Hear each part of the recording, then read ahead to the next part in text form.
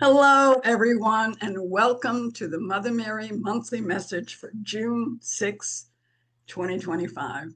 Thank you for tuning in and thank you for listening, and I hope that you'll enjoy what Mother Mary wants to share with you today. My name is Samara Grace, and I've been doing this for a while, but it's always interesting to me because it's not like she tells me what she's going to tell you. She just waits until whoever shows up, and then she begins to share what she feels would be most helpful to people. Um, and so in this time that we're in right now, I think all of us are grasping for pretty much anything that'll keep us sane, keep us balanced, keep us whole. And so my wish for all of us is that this message tonight do some or all of that for each of you. So without further ado, let me bring in Mother Mary to speak to you.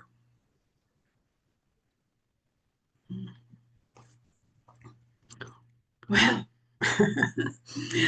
I think what I want to say more than anything is that the time that you have in the world right now is what you would call a tipping point. Many of you have read about this. You study astrology, or you listen to other channels, or you look up certain things online, and you hear this tipping point. But what does that really mean as an individual, right? I mean, whether you're watching the news or you're participating in a protest, or you're worried about how to feed your family or whatever's going on with you, when you think about reaching a tipping point, you think to yourself, well, how do I participate? How do I tip my part in some way, right? You've been thinking about that, haven't you? Samara needs a drink of water, excuse me. So what I want to say is the tipping point for each of you is to put your holiness ahead of your humanness. Think about that for a moment. To put your holiness ahead of your humanness. Now, they both coexist. You can't have one without the other. That's part of the journey of earth that you're on right now. But most of you, when it comes to something stressful, not all of you, and I'm just, again, making generalizations, but most of you, when there's trouble in the world, and oh my goodness, look at these two big boys duking out in their social media sites. Like, what is that? Is that our government? Oh my goodness. You think to yourself, what? So your humanness, that is the part of your brain and your nervous system that has the fight or flight, or all of that happening. That humanness cannot reach into the part of you, your holiness, that would actually have some good advice for you. So you have to move out of that part of your brain, that part of your humanness that thinks, oh my goodness, what if the stock market does this? What if this does that? Da, da, da, da, da, da. You don't know what's going to happen. Nobody does right now. So then it becomes, well, how do I activate my holiness to be the more dominant part of me, so that then that holiness of me can instruct my humanness in what I might need to do, right? So to activate your holiness, all of you know this, but again, this is a question of how do I realize that I can be a part of the tipping point, moving into a place of holiness in the world, rather than being completely engaged in only the human battle, the human struggle for survival and dominance and all this and that. So your holiness must be the preeminent part of you. And then that part of you instructs your humanness about exactly how or what you might need to do. So what is your holiness? Some people would call it your spirit or your soul. I would just call it your essence, your connection, your God-given connection to source spirit. That's your holiness.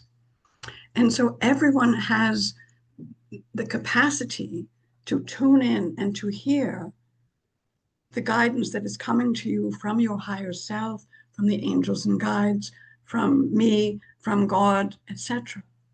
And it doesn't always come like, the Ten Commandments on the tablet that you see in the movies, but it comes with a sense of, oh, maybe I should, this afternoon, Samara was getting ready for tonight and she had some different things she was doing. And I just said, go take a walk on the beach. So she did. What is that? A walk on the beach for her, and I think for many of you, is to reconnect with your holiness, which is fed by the harmony of nature, in addition to the reception that you'll get from masters, guides, teachers, etc. So when you activate your holiness, what you're doing is really instructing your being that you are going to move ahead in your life as a spiritual being having a human experience. And you've all read that and understand that, at least philosophically. So it comes to this place of making the choice to say, you know what?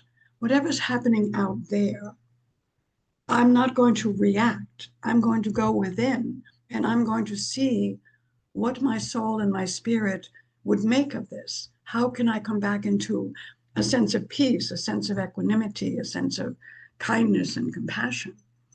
And so as you do that, part of what you're doing, and this is so important to understand, is you are healing the aspect of separation that is within you, that is then outpictured in the world. The world is suffering from separation, the separation of your humanness and your holiness, and therefore then living in a world of, fight, flight, domination, all of that.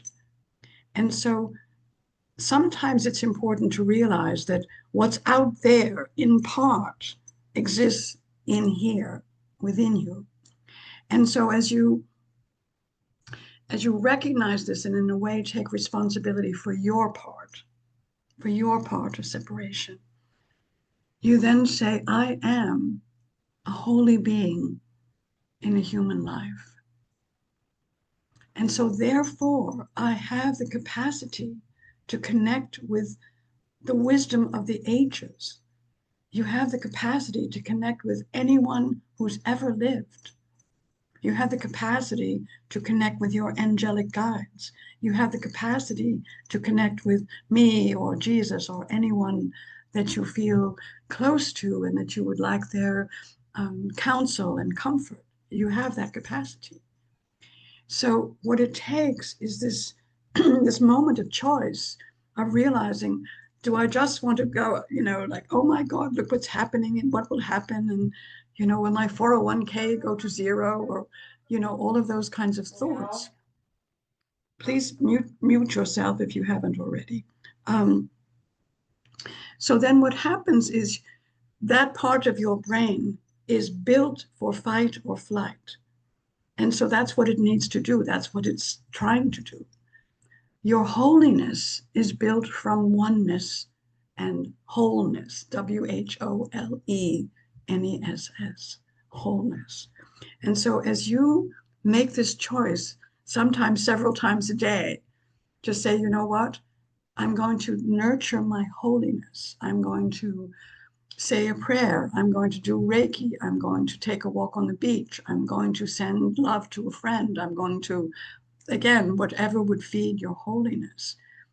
It calms down your entire nervous system and it quiets the mind to such a place that now, whatever you do have to deal with, you'll be able to do it with a capacity that is far greater than your humanness that just wants to run or hide or fight or do something like that. So what is this separation really about? One way to look at it, and there are a number of ways to look at it, is that it's a denial of your holiness. And when you deny your holiness, what you're left with is power over. Because that's the only way to survive in the caveman times. The biggest stick, right? The longest spear, whatever it was. And so in this time that we're in right now, in this time of separation, you're either going to move into fear or faith. It's really that simple. And when you move into faith, and it's not blind faith, it's not faith in, somebody on a white horse riding in to save you. It's based on your faith that you are a part of God, you're a part of all that is. And that as you reconnect with that in greater and greater ways, now that capacity, that light, that joy, that sense of power of love is what fills you. And so in this time that we're in, as you see, most of the time it seems to divide into about 50-50, right? In the recent election in Poland, it was, I think, 49.8 to 50 points, I don't know, it was very, very close between the old ways and the new ways. But even that is a superficial way of understanding. Over time, and it's been a long journey here on earth, there is still this misunderstanding about why you're here, right? Somebody's like, why am I here? What's my purpose? What am I trying to do? And it's really about integrating your humanness and your holiness, to live as one, to live knowing that you are both human, which is lovely, to smell the flowers, to eat the food, to enjoy the breeze and the beauty and hold your children and grandchildren. It's amazing. But when your holiness is part of how you are navigating this earth, what comes through and to you is love. That's what comes to you and through you is love. Not what can I get from you, or how do I respond to you, or should I fear you, or all these other ideas. So the tipping point is very real. It's about 50-50 right now, with people realizing we're all in this together. We're all in this together. And what you do to someone in Nigeria or whatever ultimately comes back to you, and vice versa. And so that understanding is really about oneness versus separation. Oneness meaning not only your holiness and your humanness, but the company of all and the earth and the other planets. You cannot keep disturbing and destroying the environment over here, thinking that that's not going to affect you over here. That's so silly and foolish. So what do? We navigate by calling on our holiness. And these days, as I said, it might take you 2 or 3 times a day to sit down or take a walk or, do whatever the things are meaningful to you. But when you do that, there is a stream of light that becomes even more powerful within you. It's always there, but it becomes more powerful. And I'll call it your knowing, Knowing, your knowing. And so what starts to happen is that GPS, that God positioning system, is so clearly activated in you that you know, all right, I need to take a nap. So you go lay down and take a nap. And then in that intention, you say, be with me now. I am one with myself. I am the light I came to be. And so you're completely refreshed over that 20 to 40 minutes of your nap. And now you get back up. And again, if worry starts to come in, you say, no, I am the light I came to be. I choose to connect again with source, with my higher self, whatever feels right to you. And I will not let fear take hold in me.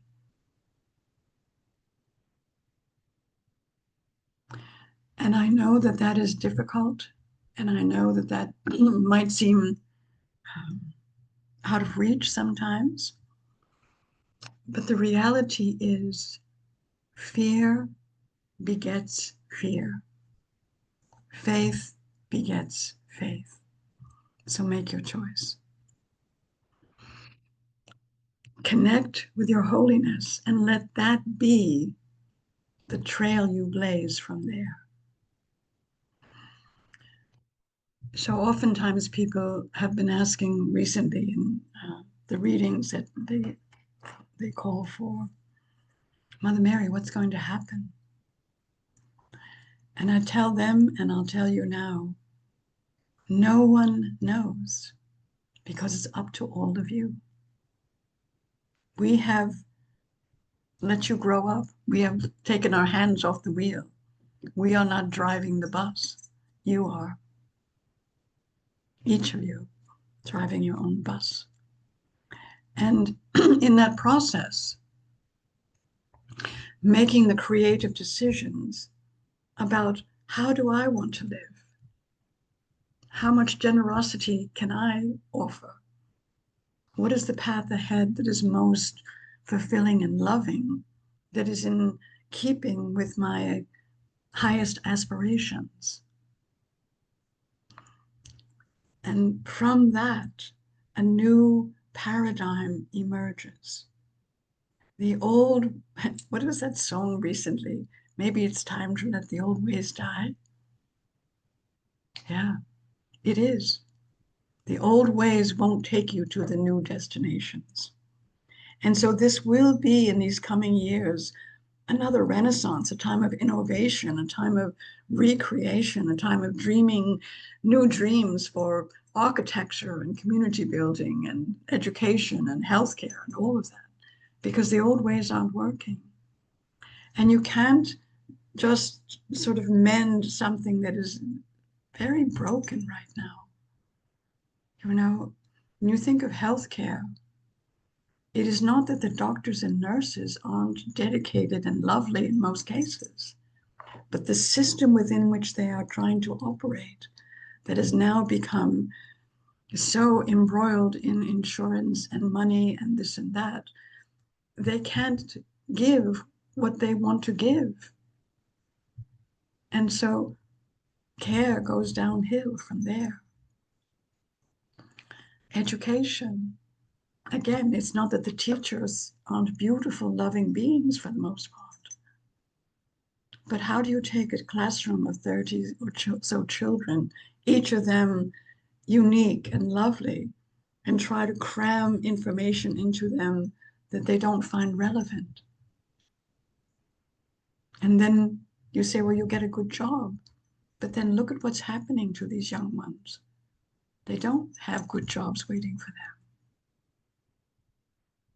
So all of that is showing you that the systems that were built don't work anymore.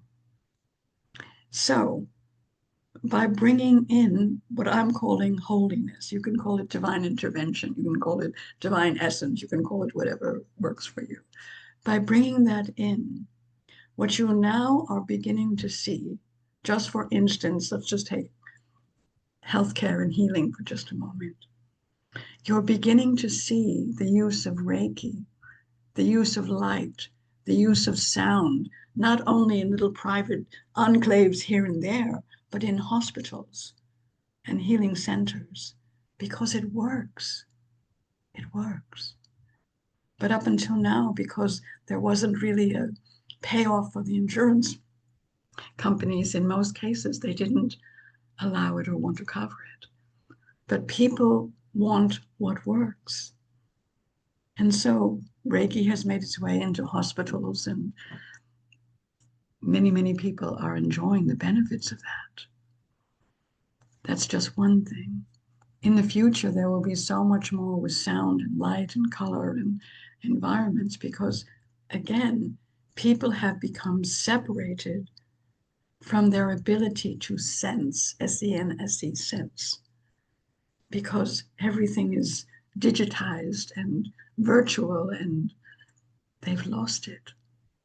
So when you can help them to remember through the sound and the voice and the harmonizing and the music and the lights and the touch, their body moves out of the frequency of density where it's been and moves into a place that allows for different ideas, different possibilities, different creations. And that is extraordinary. So don't look back for the good old days. They're gone. They're gone. But go up, visit with your higher self and your angels and guides, visit with me, visit with Jesus, visit with Michael and Gabriel and all of the others. And just say, I'm ready to let my holiness be stronger than my humanness and inform my humanness and help me to allow my humanness, my very cellular creation, to vibrate at this higher rate. And so you will. And so you will. So there's quite a large benefit in doing this. You will feel better. You will have more energy, and you will then be able to express that in whatever ways you are guided. Now, I did not say it was easy, but it's simple. Do you want a life of fear or a life of faith? And then the next thing that happens, I think we have still some time, right? Yes. In Samara's recent Reiki classes, she's been talking to people about karmic knots, K-N-O-T-S, karmic knots. Because sometimes when you think about why have we been moving through this separation and power over and over and over, we had women's rights and civil rights and got to this point, and now we're back over here again. You know, pretty soon all of the American women will have to wear burqas. I mean, what are we doing? But at any rate, what you can begin to think about is there are ancestral knots, K-N-O-T-S, that each of you have worked to heal. It might be from the country you were born in, it might be from early childhood, it might be from something that happened to your grandparents or, you know, beyond from that. And so it comes in with your DNA. You have a knot, K-N-O-T, and then you have to work through it to have a flow in yourself and not be still feeling trapped or victimized by whatever it was that happened in your youth or to your parents or grandparents or in various countries. Well, there's not only that, there is also sort of a karmic inheritance from every country. Think about that for a minute. So every country has had its history. And so if you or your family came from that country, you also bring some of that energy, some of that experience, some of that karma, and therefore sometimes karmic knots from that country. So again, what do you do? Because again, I never tell you something without a remedy. My goodness, that would be pretty shocking, wouldn't it? So first of all, you work on your own. You work on your family knots, right? You work on your own childhood. And you just do whatever healing modality feels right to you. There's so many that are wonderful, whether it's the emotion code or Reiki or tapping or, you know, there's endless possibilities.